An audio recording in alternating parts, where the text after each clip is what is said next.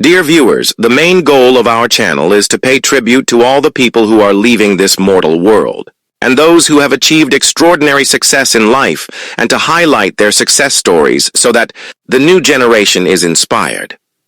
Today we will discuss about 3 American legends, and they are respectively: Dear Jane Bright, a fan favorite from the reality show Survivor Nicaragua, died May 15, 2025, at her home in Jackson Springs, North Carolina. Bright was a 56-year-old dog trainer from North Carolina when she joined the 21st season of the reality show Survivor, this time dubbed Survivor Nicaragua. Charles Strouse, the Tony Award-winning composer behind the classic musicals Annie and Bye Birdie, died May 15, 2025, at his home in New York City at the age of 96. Strouse launched his career at the very top. His first Broadway musical was 1960's Bye Birdie. It was a huge hit that was also adapted into a popular film and spawned enduring songs like Put on a Happy Face. The work earned him his first of 3 Tony Awards. Robert Benton, a screenwriter and director known for Bonnie and Clyde, Kramer vs. Kramer, and Superman, died May 11, 2025 of natural causes at his home in New York City at the age of 92. Let's discuss in detail now Jane Bright, a standout contestant from Survivor Nicaragua, Season 21, captivated audiences with her resilience, humor, and unfiltered authenticity. At 56, she was the oldest female contestant on her season, yet she proved that age was no barrier to competing fiercely in the game. Her spirited personality and underdog journey earned her the title of Sprint Player of the Season, a $100,000 prize, and a lasting legacy in the Survivor community. Early life and background. Born on December 13, 1963 in Jackson Springs, North Carolina, Jane Bright was a lifelong dog trainer. She spent her days training show dogs and managing a farm that included sheep, hay, and free-range chickens. Her work ethic and love for animals were central to her identity. Jane applied to be on Survivor 10 times before finally being cast on Survivor Nicaragua. Her selection was a testament to her determination and passion for the game. Survivor Nicaragua Journey. In 2010, Jane entered the game as a member of the Espada tribe, which consisted of castaways aged 40 and above. Despite being older than most of her competitors, she quickly established herself as a formidable player. Jane's physical prowess was evident when she started a fire using only her reading glasses, a skill that impressed her tribe and showcased her resourcefulness. She also excelled in challenges, winning 2 individual immunities and becoming the first woman to win the Sprint Player of the Season award. Her strategic gameplay was marked by her ability to form alliances and navigate the complex social dynamics of the game. She aligned with players like Chase Rice and Sash Lenahan, but her journey was not without conflict. Notably, she had a contentious relationship with fellow contestant Marty Piombo, whom she accused of not respecting her. Her fiery personality led to memorable moments, such as when she poured water over a fire during a tribal dispute, declaring, "I started it, I'm putting it out." Jane's gameplay was also influenced by personal tragedy. She had recently lost her husband to cancer in 2009, and she often spoke about feeling his presence during her time on the show. This emotional depth added complexity to her character and endeared her to viewers. Post-Survivor life. After her stint on Survivor, Jane returned to her life in North Carolina, where she continued her work as a dog trainer. She lived on a 134-acre property, raising animals and maintaining a farm. Despite her rural lifestyle, Jane remained connected to her fans and the Survivor community. She often received fan mail and attended events, where she was celebrated for her authenticity and humor. Jane's legacy in the Survivor community was solidified by her victory in the Sprint Player of the Season award. She used the $100,000 prize to build a facility on her farm, furthering her work with animals and honoring her husband's memory. Charles Strouse, A Life in Melody.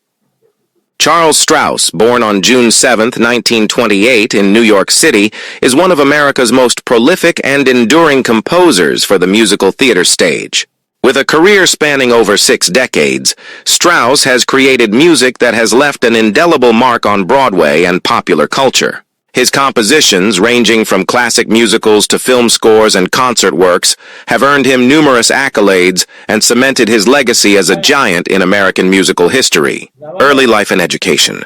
Charles Strouse was born into a Jewish family in Manhattan. From a young age, he showed a strong inclination toward music, particularly the piano, and began studying it seriously. His passion led him to the Eastman School of Music in Rochester, New York, where he studied composition under notable instructors. He later trained under composer Aaron Copland, one of America's most influential classical composers.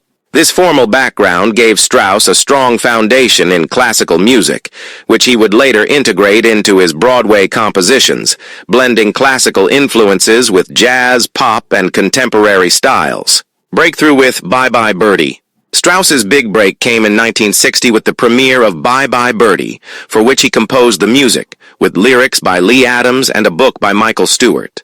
The show, a satirical take on the Elvis Presley craze and the rock and roll phenomenon, was a smash hit. It won the Tony Award for Best Musical and catapulted Strouse into the upper echelon of Broadway composers. The score of Bye Birdie featured songs that quickly became standards, including Put on a Happy Face, A Lot of Livin' to Do, and Kids.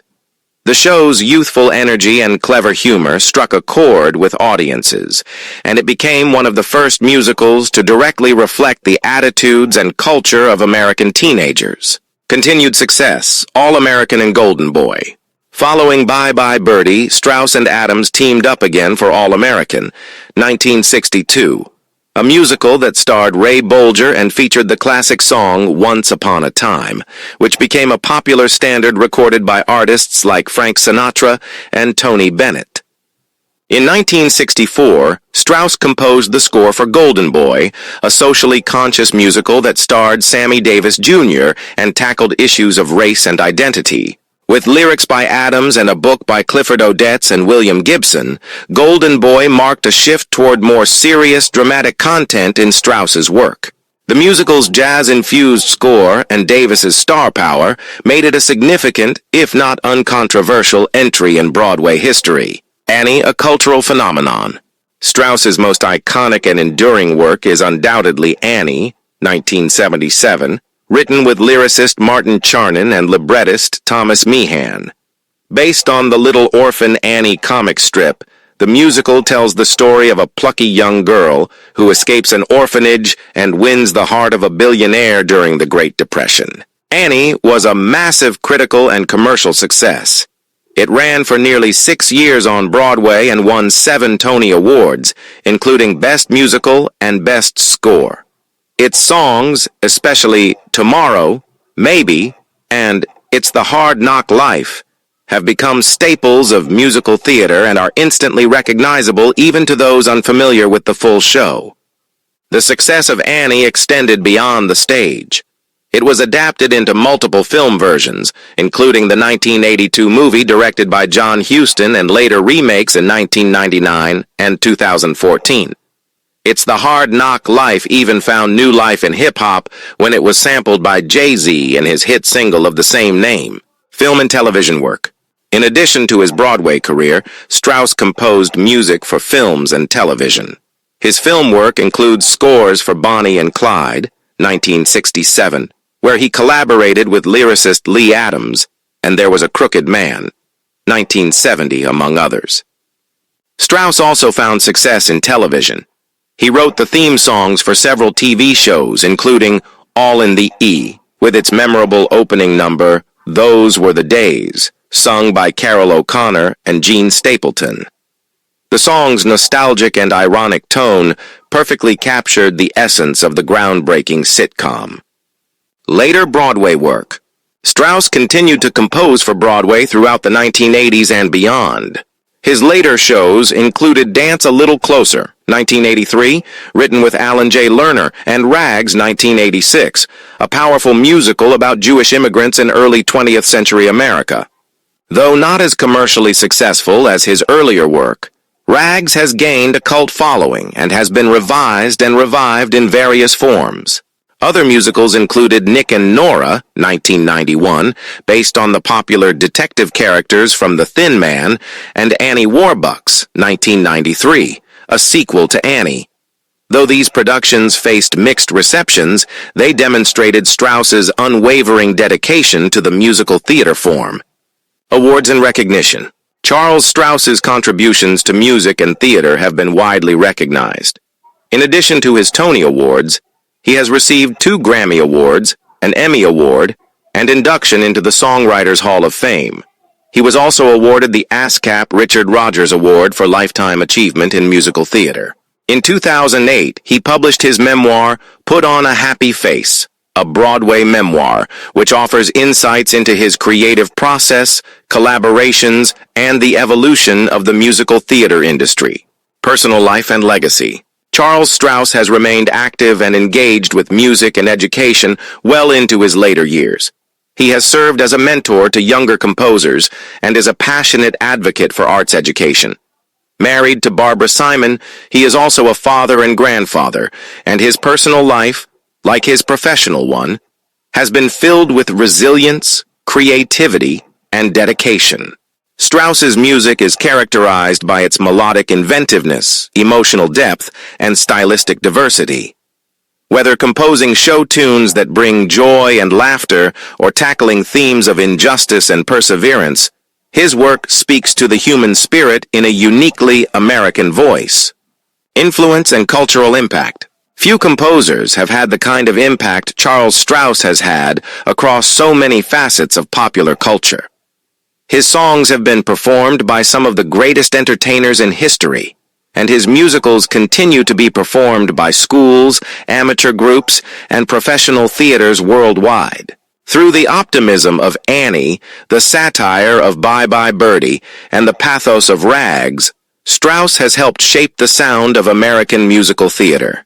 His work not only reflects the times in which it was written, but also transcends them, continuing to resonate with new generations. Robert Benton, a master of character-driven cinema. Robert Benton, born on September 29, 1932, in Waxahachie, Texas, is an American screenwriter and film director whose thoughtful, character-driven narratives have earned him a distinguished place in Hollywood. Over a career spanning more than 5 decades, Benton has crafted emotionally resonant films that delve into the intricacies of human relationships, morality, and the American experience. His work has been widely recognized, including 3 Academy Awards, and his influence continues to permeate American cinema. Early life and education. Growing up in Waxahachie, a small town near Dallas, Benton was immersed in storytelling from a young age. His parents, Dorothy and Elmer Benton, supported his early artistic interests. He was deeply affected by the rich oral storytelling tradition of the South, as well as by literature and cinema. This upbringing would later inform the intimate, grounded tone of his films. Benton attended the University of Texas at Austin, and later transferred to Columbia University in New York, where he pursued studies in art and literature. His passion for storytelling and narrative structure was nurtured during these years, though his entry into the film industry would be anything but direct. Early career, magazine, and screenwriting. Before breaking into film, Benton worked in publishing. He served as the art director for Esquire magazine in the early 1960s, where he collaborated with writer David Newman. Their creative synergy led to the duo co-authoring a book titled The In and Out Book in 1964, a satirical take on fashion and culture. The collaboration between Benton and Newman was not limited to publishing. It evolved into screenwriting, setting the stage for Benton's entrance into Hollywood. The turning point came when Benton and Newman co-wrote the screenplay for Bonnie and Clyde, 1967. Directed by Arthur Penn and starring Warren Beatty and Faye Dunaway, the film redefined American cinema with its stylish, violent, and morally complex portrayal of the infamous outlaws. Bonnie and Clyde was a landmark in the new Hollywood movement, and the screenplay earned Benton and Newman an Academy Award nomination. The film's success established Benton as a serious talent in Hollywood. Directorial debut and rise.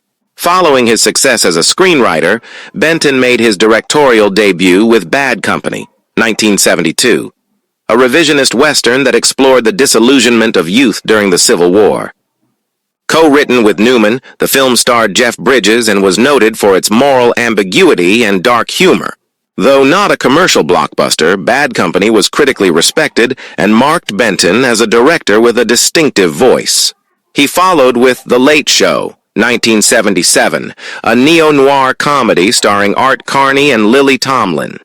The film was praised for its sharp writing and performances, blending elements of classic detective stories with offbeat, humanistic humor. Benton's ability to balance genre conventions with deep character work became a hallmark of his style. Breakthrough with Kramer vs. Kramer. Benton's breakthrough as a filmmaker came with Kramer vs. Kramer, 1979, a film that addressed divorce and child custody in a raw, emotionally resonant manner. Based on the novel by Avery Corman, Benton wrote and directed the film, which starred Dustin Hoffman and Meryl Streep. The story of a father fighting for custody of his son after his wife leaves them was groundbreaking in its empathetic portrayal of male vulnerability and parental roles. Kramer vs. Kramer was a major critical and commercial success, winning 5 Academy Awards, including Best Picture, Best Director, and Best Adapted Screenplay for Benton. The film's emotional honesty and nuanced character development marked the peak of his career and solidified his status as one of the foremost filmmakers of his generation. Continued success. Places in the Heart and Beyond. Benton continued to explore complex emotional themes in his subsequent work. In 1984, he wrote and directed Places in the Heart, a semi-autobiographical film set in his hometown of Waxahachie during the Great Depression. Starring Sally Field, Danny Glover, and John Malkovich, the film focused on a widowed woman's struggle to keep her farm and raise her children in the face of poverty and racism. Places in the Heart earned widespread acclaim and won 2 Academy Awards, Best Actress for Sally Field and Best Original Screenplay for Benton. The film was lauded for its lyrical storytelling and powerful social commentary, with Benton drawing upon his personal memories to craft a deeply humanistic work. He followed with Nadine, 1987, a romantic comedy starring Jeff Bridges and Kim Basinger, which was less successful both critically and commercially. However, Benton rebounded in the 1990s with Nobody's Fool, 1994, a quiet, introspective drama starring Paul Newman. The film, based on the novel by Richard Russo, featured Newman as an aging small-town handyman grappling with his past and strained relationships. The film was a critical hit and earned Newman an Academy Award nomination, while Benton received nominations for Best Adapted Screenplay and Best Director. Later work. In the late 1990s and 2000s, Benton continued to write and direct, though with more subdued impact. He directed Twilight, 1998, a mystery drama featuring Paul Newman, Susan Sarandon, and Gene Hackman, and The Human Stain, 2003, an adaptation of Philip Roth's novel starring Anthony Hopkins and Nicole Kidman. Both films explored themes of identity, aging, and secrecy, hallmarks of Benton's introspective style. His final film to date is Feast of Love, 2007, an ensemble romantic drama based on the novel by Charles Baxter. Though it received mixed reviews, it once again showcased Benton's enduring interest in the emotional landscapes of ordinary people. Legacy and influence. Robert Benton's films are characterized by their emotional authenticity, strong performances, and moral complexity. While never a flashy or prolific director, Benton carved out a unique niche in American cinema as a quiet chronicler of human frailty and resilience. His ability to elicit career-best performances from actors and to write dialogue that felt lived in and true elevated his work. Throughout his career, Benton earned multiple Academy Award nominations and 3 wins, and he remains one of the few filmmakers to have achieved such critical acclaim in both writing and directing. His work has influenced generations of screenwriters and directors who seek to tell honest, character-driven stories. Personal life. Robert Benton has kept his personal life relatively private. He has been married to Sally Rendig since 1964, and they have children together. Known for his humility and introspective nature, Benton has often eschewed the Hollywood spotlight, preferring to let his work speak for itself. Conclusion. Robert Benton's legacy in American cinema is one of quiet excellence. His films, grounded in personal truth and emotional insight, have touched audiences for decades. In an industry often dominated by spectacle and speed, Benton's work serves as a reminder of the power of thoughtful storytelling, where the smallest moments can speak the loudest.